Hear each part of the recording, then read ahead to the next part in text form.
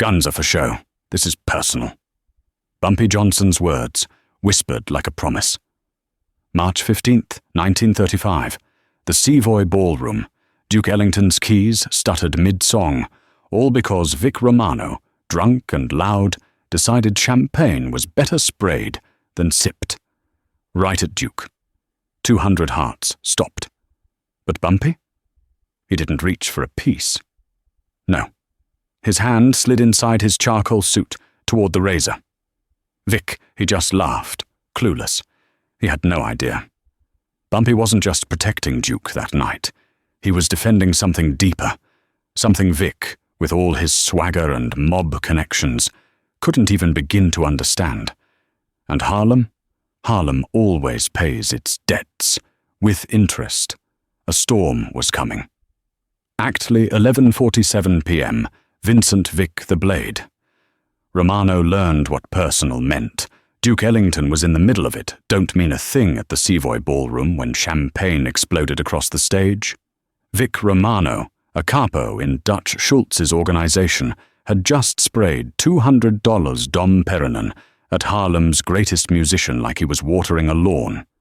The music stopped, 200 people froze, and Bumpy Johnson's hand moved to his waistband, not for a gun, for the razor. In that moment, everyone in the Savoy knew Vic Romano had just signed his own death warrant. The Savoy Ballroom was the crown jewel of Harlem, not the whites-only cotton club where black performers entertained white audiences. The Savoy was different. It was integrated. Black and white danced on the same floor, shared the same air, existed in a rare bubble of equality that didn't exist anywhere else in 1935 America. The home of Happy Feet. They called it a massive block-long dance hall on Lenox Avenue between 140th and 121st Streets. 2 bandstands, a polished maple floor that could hold 4,000 dancers. And tonight, Duke Ellington's orchestra was making that floor shake. Bumpy Johnson wasn't there to dance. He stood against the back wall, watching, always watching. At 28 years old, Bumpy had already earned his reputation as Harlem's protector, not through loudness or flash, but through calculated violence and unwavering principle. The neighborhood's numbers rackets, its speak-easies, its performers, its hustlers, they all moved under Bumpy's protection, not because he demanded it, because they chose it. He was dressed in his signature style, charcoal 3-piece suit, tailored to perfection. White shirt, black tie, patent leather shoes, a straight razor in a custom sheath inside his waistband, 7-in of Sheffield steel, honed to an edge that could split a hair. Beside him stood Stephanie St. Clair, the numbers queen, elegant in a crimson dress, and Junie Bird, Bumpy's enforcer, a mountain of a man who'd earned his reputation, breaking bones. At a table near the stage sat Vincent Vic, the Blade Romano, with 6 of his guys, all Italian, all armed, all drunk. They'd been making noise all night. Racist comments delivered just loud enough to be heard. Laughter at the black dancers. Crude remarks about the women. Bumpy had been watching them, waiting. Then Duke hit the climax of his song, fingers flying across the piano keys, the horns building, the crowd mesmerized, and Vic Romano grabbed the champagne bottle. He stood up, popped the cork, and sprayed it directly at Duke Ellington. The champagne hit Duke mid-note, soaked his tuxedo, splashed onto the piano, got in his face, his eyes. The orchestra faltered. The music died. Duke stood there dripping, his face frozen in that careful neutrality black performers had learned to wear when white men humiliated them. Vic laughed loud. Cruel. Dance, boy. Earn that paycheck. The Savoy went silent, not the comfortable silence of a pause between songs, the suffocating silence of 200 people holding their breath, knowing something terrible was about to happen. And Bumpy Johnson pushed off the wall and started walking. His footsteps echoed across the polished floor. Click, click, click. patent leather on maple. People moved aside without being asked. The crowd parted like the Red Sea. Bumpy's right hand rested on his waistband. Casual, deliberate. Everyone in that room who knew him recognized the gesture. Not a gun, the razor. Vic was still laughing when Bumpy reached his table. The laughter died when he looked up and saw Bumpy's face. No anger, no rage, just empty, cold calculation. The expression of a man deciding exactly how much pain to inflict. "Stand up, Vic," Bumpy said quietly. It wasn't a request. Vic tried to grin, tried to play tough. "What's your problem, boy?" The word boy echoed through the Savoy like a gunshot. Bumpy didn't blink. His hand moved to his jacket slowly, deliberately, and he pulled out the razor, still in its sheath, just held it in his palm, the dark leather stark against his skin. I said, "Stand up." This time Vic stood. His 6 guys reached for their weapons. "Tell your boys," Bumpy said, his voice cutting through the room like the blade he carried. "If they clear leather, they won't live long enough to regret it." The 6 men froze because everyone in Harlem knew the stories. 3 enforcers who trod collecting Schultz's tribute last month, found in an alley with their throats opened. A numbers runner who betrayed Stephanie to the Italians, discovered with his tongue cut out. A dirty cop who'd taken mob money to hassle Harlem businesses, fished out of the East River with traitor carved into his chest. Bumpy Johnson didn't make threats. He made promises. And he always kept them. Bumpy stepped closer to Vic, close enough that Vic could smell the bergamot cologne, close enough to see the absolute emptiness in Bumpy's eyes. "You sprayed champagne at Duke Ellington," Bumpy said, his voice barely above a whisper, but somehow carrying to every corner of the ballroom during his performance in Harlem. "You want to explain to me why you thought that was acceptable?" Vic tried to rally. "Look, it was just a joke." "A joke?" Bumpy's thumb traced the edge of the razor sheath. "Let me tell you a joke, Vic. Last month, 3 of Schultz's boys walked into a Harlem barber shop, thinking they could shake down the owner.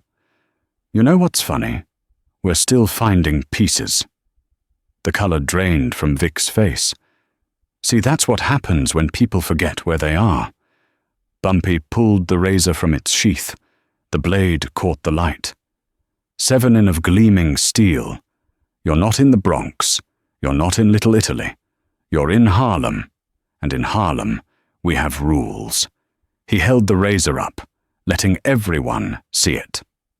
Rule number 1, you respect the people. Rule number 2, you respect the music. Rule number 3. The blade glinted as he turned it slowly. You don't humiliate Duke Ellington and expect to walk out of here with the same face you walked in with. Vic's hands were shaking now. "I'm connected. I'm with Dutch Schultz." "Dutch Schultz." Bumpy's laugh was cold. "You think that name scares me? Dutch Schultz doesn't own Harlem. Lucky Luciano doesn't own Harlem. You want to know who owns Harlem?" He stepped even closer, the razor between them. "We do. Every person in this ballroom, every musician on that stage, every dancer on this floor. This is our kingdom, and I'm the man they trust to protect it." Vic's was sweating now. "What do you want?" "I want you to understand something," Bumpy said softly. "You came into the Savoy thinking you could do whatever you wanted because you're Italian, because you're connected, because you have a gun and 6 guys backing you. But you made one mistake." He let the silence hang for 3 seconds. "You forgot that a razor is personal." The blade moved, not threatening, just a casual adjustment. But Vic flinched like Bumpy had stabbed him. "So here's what's going to happen," Bumpy continued. "I'm going to give you 2 choices. Choice 1, you apologize to Duke Ellington, loud, clear in front of everyone. Then you walk out of the Savoy, you leave Harlem, and you tell Dutch Schultz that this neighborhood is permanently closed to Italian business." Vic's voice cracked. And choice 2, Bumpy smiled, the kind of smile that made men empty their bowels. Choice 2 is, I open this razor and show you why they call me the King of Harlem. And Vic, he leaned in until their faces were inches apart. I'm really hoping you pick choice 2. The silence was absolute. 200 people watching, waiting. The only sound was Vic Romano's ragged breathing. Because you see, Bumpy continued, his voice dropping to a whisper, guns are impersonal. You pull a trigger, man drops clean. Simple, but a razor. He turned the blade slowly, catching the light. A razor requires commitment. You have to get close. You have to look a man in the eyes while you open him up. You have to hear him beg. You have to smell his fear. He paused. And I've gotten very good at it. Vic's knees buckled slightly. One of his guys moved to support him. So what's it going to be, Vic? An apology or a demonstration? Vic's voice came out as a croak. I'll apologize. Louder. I don't think Duke heard you. Vic turned toward the stage where Duke still stood frozen, watching this surreal confrontation unfold. I apologize. Vic's voice cracked. Mr. Ellington, I apologize. It was disrespectful. It was wrong. Look at him when you apologize, Bumpy commanded. Show him the respect you should have shown from the beginning. Vic met Duke's eyes. I'm sorry, Mr. Ellington. Truly, it won't happen again. Bumpy turned to Duke. You accept his apology, Duke? Duke Ellington, the most dignified man in Harlem, a genius who'd spent his life navigating white America's disrespect with grace, looked at Bumpy Johnson, defending him with a razor, and tears filled his eyes. Yeah, Bumpy, I accept. Bumpy nodded, then turned back to Vic. The razor was still in his hand, still open. Good. Now, here's what happens next. You and your boys are going to walk out of the Savoy slowly, calmly, like men who just learned a valuable lesson about geography and respect. He stepped even closer. But Vic, if I ever hear your name in Harlem again, if you ever set foot north of 110th Street, if you even think about this neighborhood, I won't give you choices. I'll just open this razor and paint the streets with you. And when Dutch Schultz asks what happened, I'll send him your tongue in a box with a note that says, Harlem ain't for sale. Bumpy closed the razor with a soft click. The sound echoed like a gunshot. We clear? Vic nodded frantically. Crystal clear. Then get the... out of my sight. Vic and his crew didn't run, but it was close. They walked out of the Savoy like men leaving their own funeral. The moment they were gone, the tension broke. Someone started clapping, then another.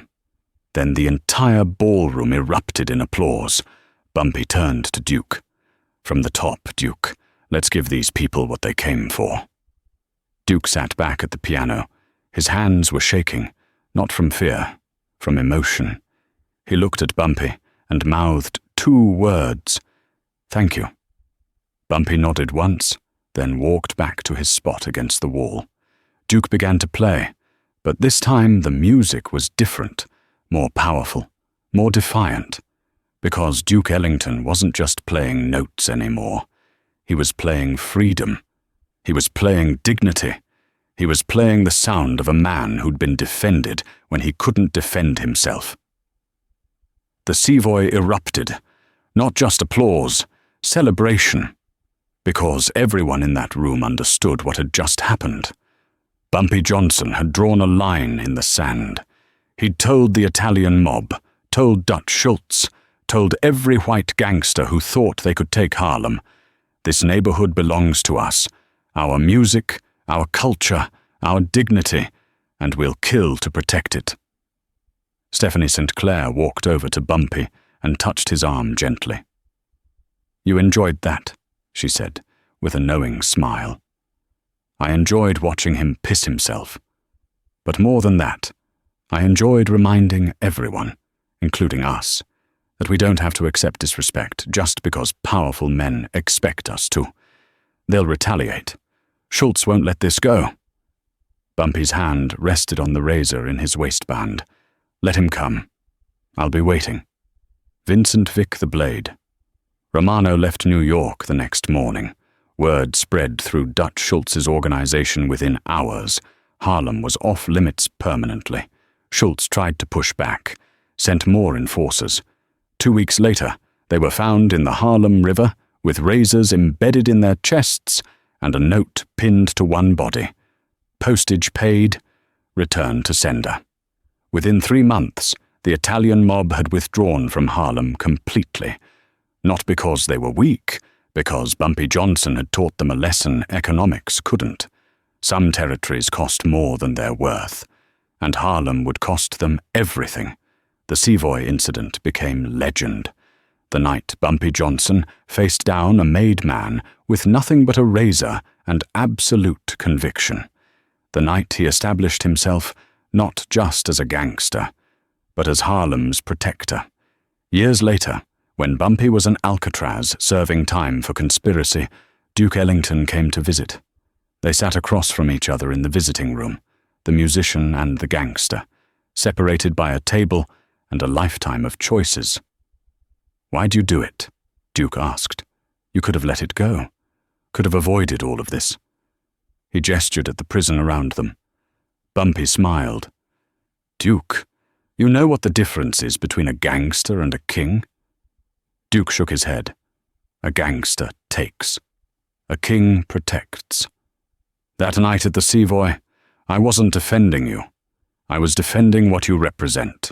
Black excellence that doesn't apologize, doesn't bow, doesn't accept a disrespect just because white men expect it."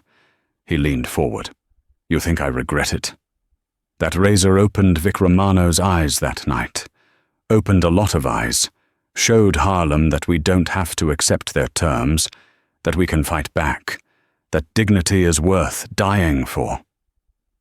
Duke's eyes filled with tears. "You know what you gave me that night? You gave me pride." For the first time in my career, I wasn't performing despite being black. I was performing because I'm black, because we're excellent, because we matter. You always matter, Duke. I know that now, because you showed me. March 15th, 1935. The Savoy Ballroom. The night a straight razor defended more than one man's dignity. The night Bumpy Johnson became the undisputed protector of Harlem. The night the Italian mob learned that some kingdoms can't be conquered. The razor Bumpy carried that night stayed with him for the rest of his life, through prison sentences, through wars with other gangsters, through decades of protecting Harlem streets. And when Bumpy Johnson died in 1968, that razor was found in his pocket, still sharp, still ready, still carrying the message he'd sent that March night. You can own Manhattan, you can own the Bronx, but Harlem protects its own. And anyone who forgets that lesson learns it the hard way, one razor cut at a time. If this story of courage, dignity, and street justice moved you, hit that subscribe button and smash that like. Share this with someone who needs to understand what real leadership looks like. The kind forged in Harlem streets, not learned in boardrooms. Drop a comment. What does protecting your community mean to you? Let's keep Bumpy's legacy alive. The godfather of Harlem stood up when everyone else stayed silent.